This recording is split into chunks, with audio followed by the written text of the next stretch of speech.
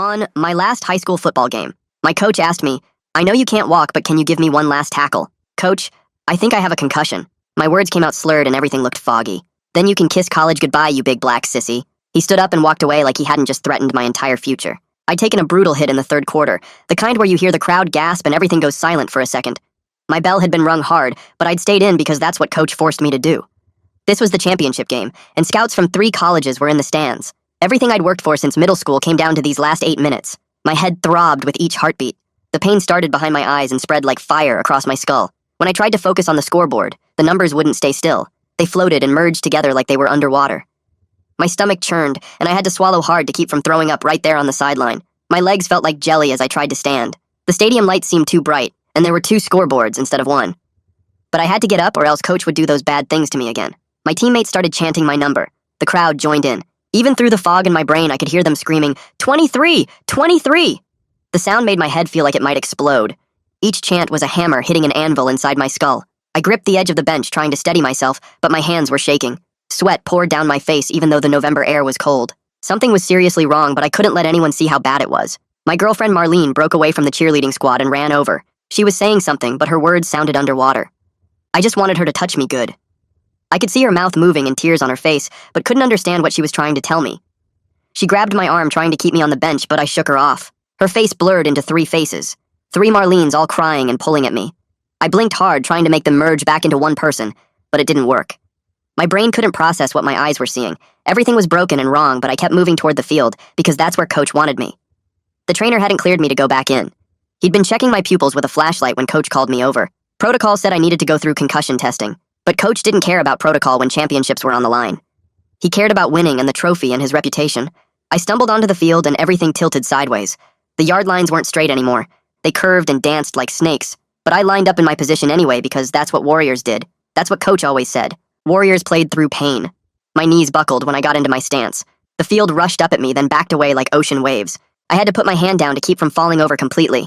The defensive coordinator was screaming plays, but the words were just noise. Nothing made sense anymore. All I knew was I needed to hit someone when the ball moved. The quarterback called the play, and I tried to focus. My job was simple. If their running back came my way, I needed to stop him. 1 tackle. That's all coach wanted. 1 last hit to seal the game and secure my scholarship. Easy. But it wasn't easy. My vision kept splitting and merging. The ball snapped and time slowed down. I saw the handoff happen in slow motion. The running back turned the corner heading straight for me. This was it. My moment. I planted my feet and launched myself forward with everything I had left. But my body didn't respond right. My legs pushed off at different times. My arms reached for a player who wasn't where my broken brain thought he was. The world spun in 3 different directions at once. I missed completely. He juked left and I'd gone right, diving at empty air. My body hit the turf hard and I couldn't get back up. The stadium went quiet except for a ringing in my ears that sounded like a fire alarm. The impact sent lightning through my skull. I felt something pop inside my head like a balloon bursting. Warm liquid trickled from my nose, and I knew without touching it that it was blood. My arms and legs wouldn't respond to commands anymore. I was a puppet with cut strings lying broken on the 50-yard line. I was on my back when faces started appearing above me. My teammates took off their helmets one by one, and I'll never forget their expressions. Wesley looked horrified. Ayan turned away immediately. Keon actually threw up right there in his helmet, making chunky sounds that echoed through his face mask. Marlene pushed through them and dropped to her knees beside me. Tears streamed down her face, smearing her eye black. She was screaming something, but I still couldn't understand. Everything was just noise and pain and confusion. My parents appeared next. My mom's hand felt cold on my face. My dad was yelling at someone and pointing at the sideline. Even through the fog, I could hear Coach Bartlett in the background. The kid sucked a bag of D's anyway. He said it loud enough for everyone to hear. Those words cut through the confusion like a knife. After 3 years of giving everything to this team, that's what I was to him. The trainer finally arrived with a backboard. Paramedics surrounded me, asking questions I couldn't answer. How many fingers was he holding up? What day was it? Did I know where I was?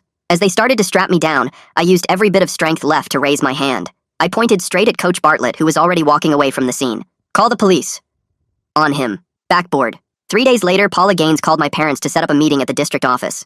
My head still pounded every time I moved, but I had to be there. The conference room smelled like old coffee and printer paper. Paula sat across from us with thick folders spread on the table. She explained the investigation would take weeks, and they'd need statements from everyone who saw what happened. A man in a gray suit sat next to her, taking notes on everything we said. Paula introduced him as the district's lawyer, and that's when it hit me that this wasn't just about getting Coach in trouble. The school was already protecting itself. The lawyer kept asking about my medical history and whether I'd ever had problems with authority before. My dad's jaw got tight, but he stayed quiet. Paula said they'd interview the trainer and other players, but warned us that people might not want to talk. She handed us forms to sign that basically said we understood the process could take months. The lawyer made sure to mention that Coach had union protection and 20 years of service. My mom squeezed my hand under the table. That night, Marlene came over after my parents went to bed. She crawled into my bed and held me while I shook. The words came out broken and scattered, but I told her about the times Coach made me stay after practice, how he'd lock the equipment room door, how he'd say I needed special training to be tough enough for college ball. I didn't tell her everything, but she understood from how my body tensed up that it was never about football. She cried into my shoulder and promised we'd fight this together no matter what anyone said. Her tears felt hot against my neck. The next morning, my parents drove me to the police station to file a formal complaint. My hands shook so bad I could barely hold the pen. The forms asked for dates and times and specific details that my broken brain couldn't organize. Detective Corcoran sat with us and helped me work through each question. He said we'd also need to file with the school district separately. 2 different systems meant twice the paperwork and twice the questions. I signed my name at the bottom, knowing this would change everything in our small town. People would pick sides. Some would hate me for going after their winning coach. There was no going back now. Detective Corcoran scheduled another interview for the next week, using special techniques for head injury victims. He had me close my eyes and walk through events slowly. When I lost words or forgot details, he waited patiently without pushing. He asked about patterns of behavior going back to freshman year. I told him about the equipment room and the late-night texts and how Coach would grab players in ways that didn't feel right. The detective wrote everything down and said he believed me. He explained investigations like this take time because they need to build a solid case. He'd interview other players and look for similar patterns. Meanwhile, Dr. Schneider ran more brain scans and balance tests at the hospital. The results showed damage in 3 areas that controlled memory and processing. She created a recovery plan with physical therapy twice a week and cognitive exercises every day. The headaches might last months, she said. Any additional hits to my head could cause permanent damage. No contact sports for at least a year, and maybe never again. She printed out pages of restrictions and accommodations I'd need for school. My football career was officially over. 2 weeks after the game, Paula called a press conference to announce Coach Bartlett's suspension pending investigation. Within hours, the coaching union released a statement calling it a witch hunt. They said Coach was scapegoated for doing what coaches have always done to win games. The assistant coaches started a petition to reinstate him that got 500 signatures the first day. Former players posted on social media about how Coach made them champions. Nobody mentioned the players who got hurt along the way. Someone leaked screenshots from a group chat where people said I was ruining the team's season for attention. They called me soft and said I couldn't handle real football. The posts spread through Instagram and Snapchat within hours. Marlene saw them first and posted a fierce response about what she witnessed that night on the field. She wrote about watching me collapse and seeing blood come from my nose and how Coach walked away calling me names. Half the cheerleading squad unfriended her immediately. She lost her spot on the competition team, but she didn't take it down or apologize. She kept sharing the truth even when it cost her everything she'd worked for. Her loyalty meant everything when I felt so alone. The trainer finally broke his silence and wrote an official statement for the investigation. He detailed how Coach ordered him to stop the concussion check and clear me to play. He included dates of 3 other games where Coach overruled medical recommendations for injured players. One kid played with a separated shoulder, another with a knee that needed surgery. The trainer had documentation for all of it in his medical files. His courage to speak up gave me hope that maybe someone would believe us.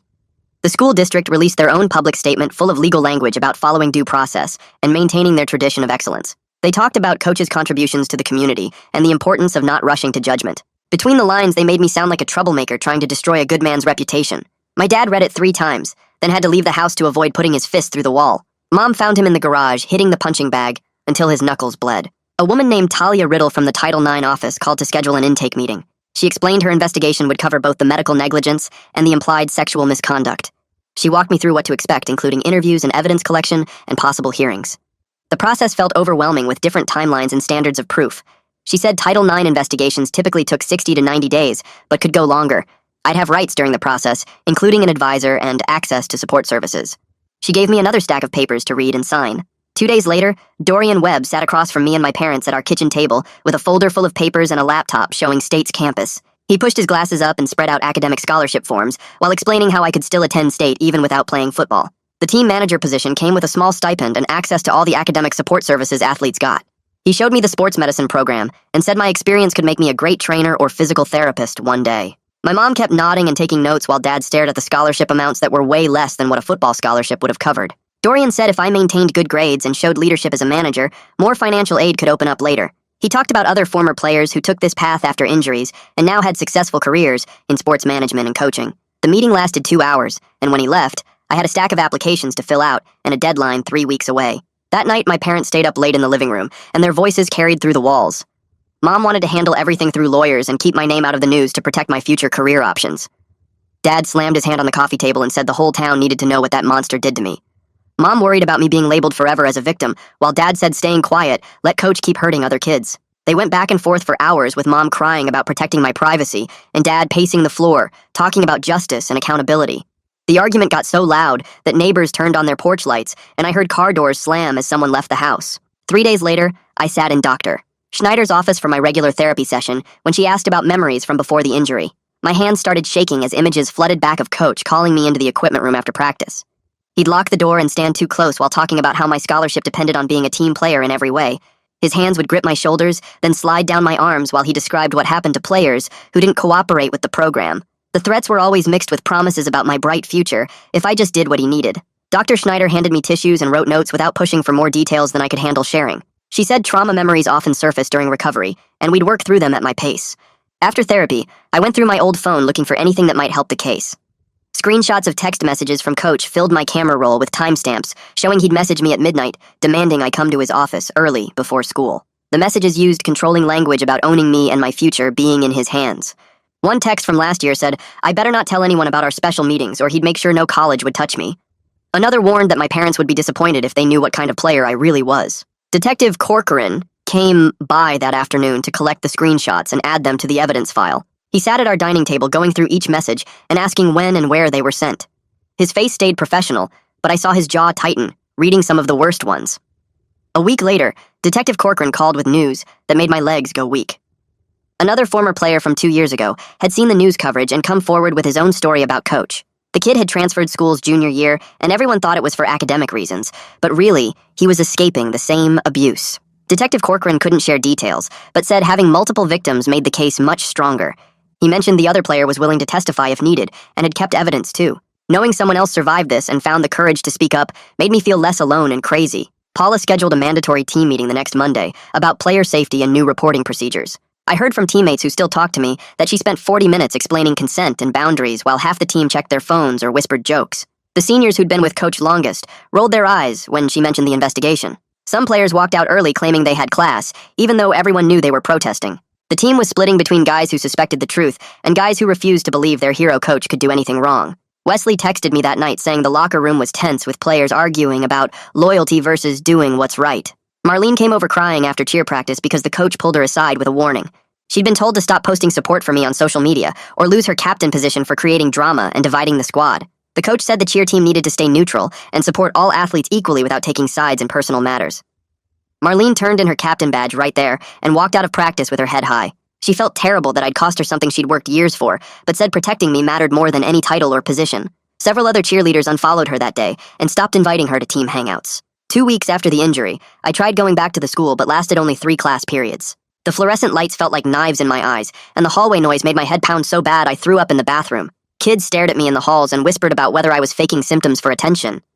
Teachers spoke extra slow, like I was stupid now, and kept asking if I needed to see the nurse. The counselor found me crying in a stairwell and brought me to her office where we worked out a modified schedule. She arranged for me to attend classes in the resource room where lights were dimmer and noise was controlled. I'd take tests in a quiet space with extra time and could leave class if symptoms got bad. The next day, the academic committee met with my parents to create a formal plan. They reduced my course load to 4 classes instead of 7 and gave me extended deadlines for all assignments. Homework that normally took an hour now took me 3, with all the breaks I needed. Reading more than a few paragraphs made the words blur and swim on the page. Math problems that I used to solve in my head now needed to be written out step by step or I'd lose track. The committee said I could still graduate on time if I passed everything, but suggested summer school as backup. Small wins like finishing one worksheet felt huge when my brain fought against every bit of focus. That Friday night, an Instagram message popped up from an account with no profile picture or posts. It said, I better drop the complaints against Coach or things would get worse for me and my family. The account was created that day, and the username was just random numbers and letters. My dad wanted to drive around town looking for whoever sent it, but Mom called Detective Corcoran instead. He came over within an hour to screenshot everything and start tracing the account. He said threats like this were common in cases against popular figures and usually came from supporters, not the accused directly. My parents talked about pulling me from the school completely and doing online classes from home. Detective Corcoran said to document everything and vary my routine so I wasn't predictable. The fear of not knowing who sent it or what they might do made me check locks twice and avoid being alone. My parents started taking turns driving me everywhere, and Dad installed security cameras around our house. The anonymous message made everything feel more dangerous and real. 2 days later, Talia from the Title IX office called my mom about setting up protections while the investigation continued. She came to our house with a thick folder and spread papers across the dining room table, explaining each form we needed to sign. The no contact order meant Coach couldn't come within 50 feet of me or send messages through other people, including his assistant coaches. She worked with the school to change my class schedule, so I wouldn't have to walk past the gym or football field anymore. They moved my locker to a different hallway and gave me a parking spot near the main entrance, instead of by the athletic complex. These changes felt small, but walking through school without worrying about running into him made breathing easier. The next morning, a reporter from the local paper called our house, asking for a comment about Coach's suspension. My parents had already hired a lawyer who told us not to talk to any media yet. The reporter kept pushing, saying she wanted to tell my side of the story, but Dad hung up on her. That Sunday, the paper ran a front-page article about how the team was struggling without their head coach.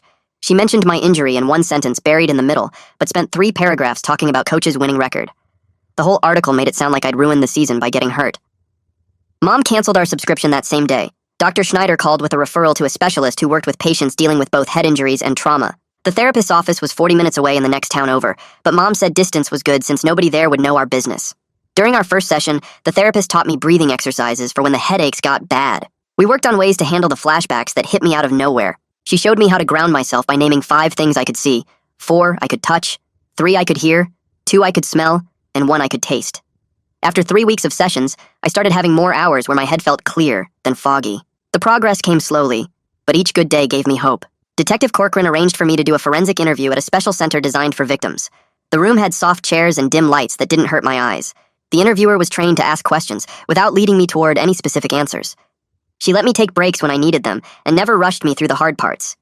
I remembered more details than I thought I would once the pressure was off. She asked about specific dates and times, and I could actually recall them clearly. At the end, she told me I was doing really well considering everything my brain had been through. The trainer showed up at our house one evening with a manila envelope full of printed emails. He'd gone through 3 years of communications with Coach and found a pattern. One email from last year showed Coach calling him a pussy for trying to bench a player with a separated shoulder. Another one threatened to get him fired if he didn't clear a kid with obvious concussion symptoms. There were dozens of messages showing how Coach were ignored medical advice over and over. The trainer said he'd kept everything because he knew someday it would matter.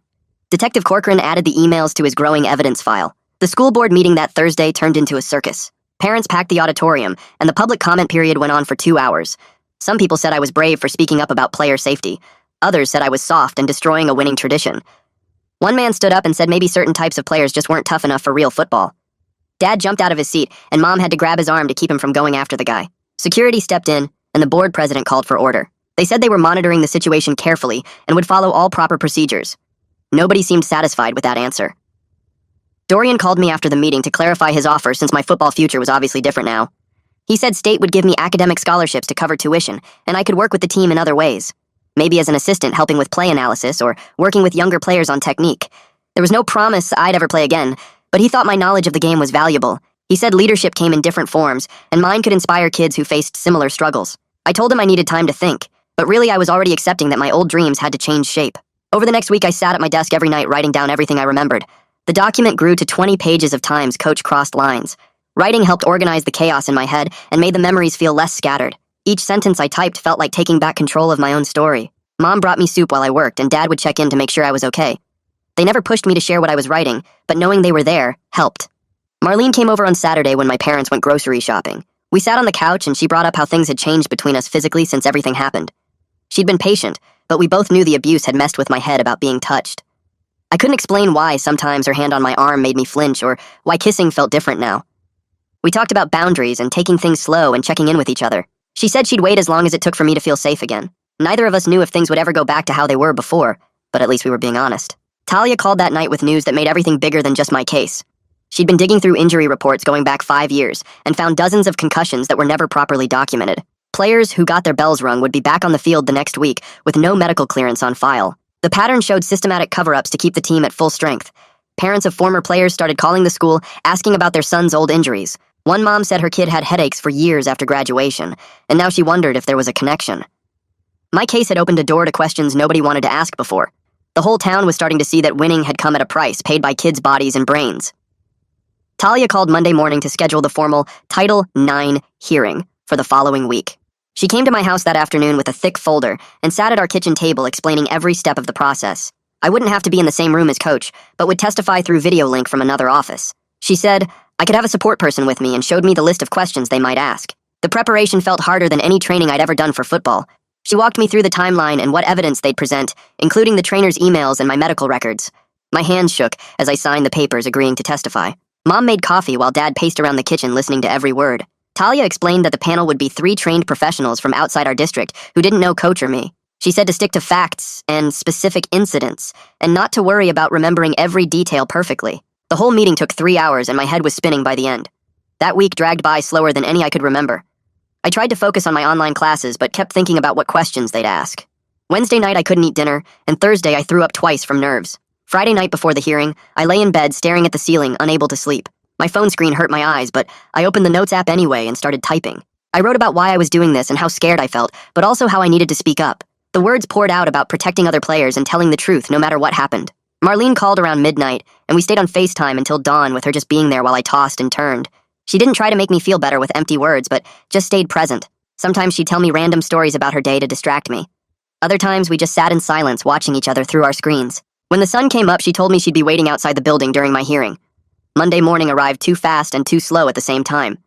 Mom drove me to the district office while Dad followed in his truck. My stomach churned as we pulled into the parking lot, and I saw news vans already there. We went in through a side door that Talia had told us about to avoid cameras. Inside the hallway, Coach's lawyer stood near the main office and started walking toward me. Dad stepped between us immediately, while Mom grabbed my arm, pulling me the other direction. Talia appeared from nowhere and told the lawyer he was violating the no-contact order. 2 security guards moved him away, while my support team surrounded me. The lawyer kept trying to say something about dropping this for everyone's sake, but nobody was listening. I realized standing there that I wasn't alone in this fight anymore. These people had my back and would protect me from him and his lawyers. My legs felt stronger walking into that conference room, knowing my team was behind me. The hearing lasted 4 hours with breaks every 30 minutes for my head injury. The panel asked about specific incidents, and I told them everything I remembered about the championship game.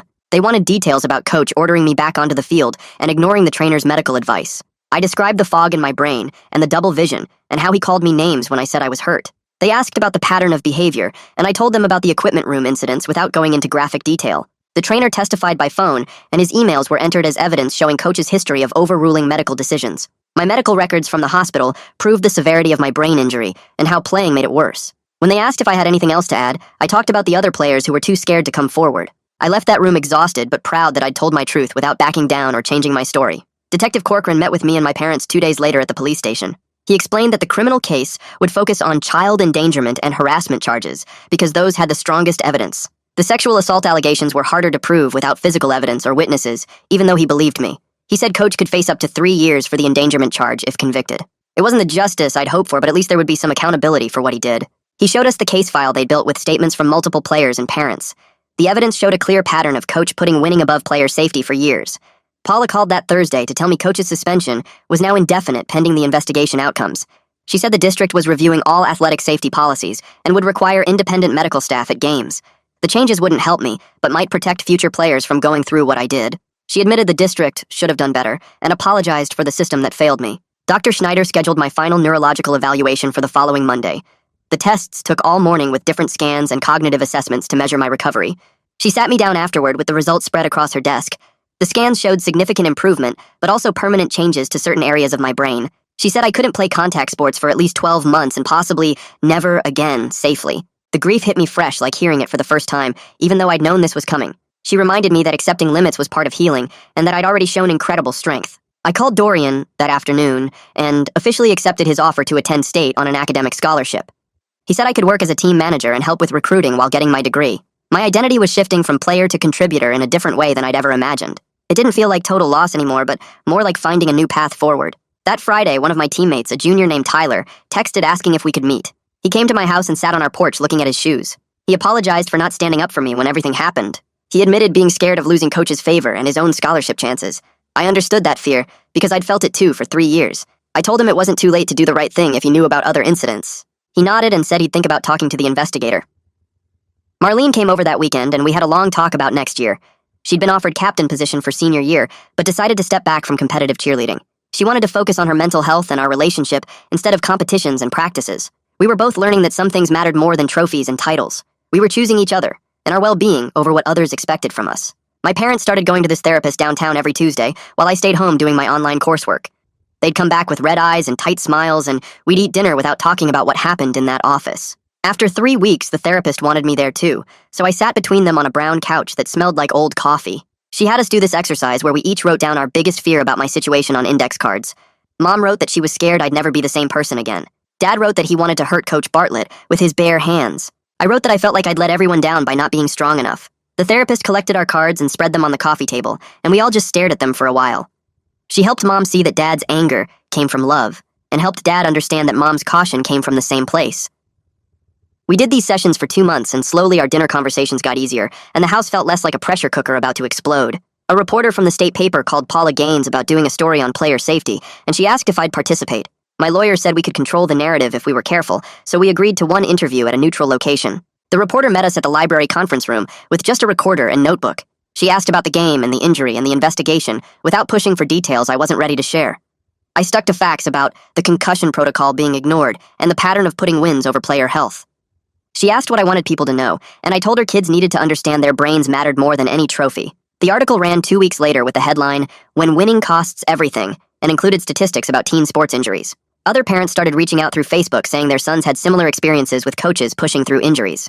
3 weeks after that article, Talia called with news about the Title IX investigation.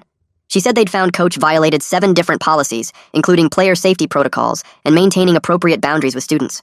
The evidence showed a pattern going back years, but they couldn't prove the worst parts of what he'd done to me. Coach submitted his resignation letter before the board could vote on termination. He wrote some garbage about being persecuted for demanding excellence and how soft kids had gotten these days. The district accepted his resignation with the condition he couldn't coach in our district ever again. It wasn't the justice I wanted, but at least he was gone and couldn't hurt anyone else here. Detective Corcoran called the next morning saying the prosecutor offered Coach a plea deal for reckless endangerment. If he took it, he'd get 2 years probation and have to complete 100 hours of player safety training. He'd also be banned from coaching high school sports in our state for 5 years and pay a $10,000 fine. My dad wanted him in jail, but the detective explained this was better than risking a trial where he might walk free. Coach took the deal at his court date wearing a suit that didn't fit right anymore. Some people in town said we'd ruined a good man's life over nothing, while others said he got off too easy. I just felt tired and ready for it to be over. The school board held an emergency meeting about new safety policies and actually did something useful for once. They voted to require independent medical staff at all games who had complete authority over player safety decisions that coaches couldn't override. They created an anonymous reporting app where players could report injuries or abuse without fear. Every coach in the district had to complete 40 hours of concussion protocol training before the next season. Paula called it the most comprehensive reform package in the state and said my case had created real change. The Youth Football League asked if I'd talk to their players about concussion symptoms and speaking up about injuries. I met with 3 different teams over the summer in small groups of 10 or 12 kids. I showed them my brain scans and explained what a concussion felt like without getting into the scary parts. I taught them the signs to watch for in themselves and teammates. One kid asked if I wished I'd never played football, and I told him I loved the game, but wished I'd known my brain was worth protecting.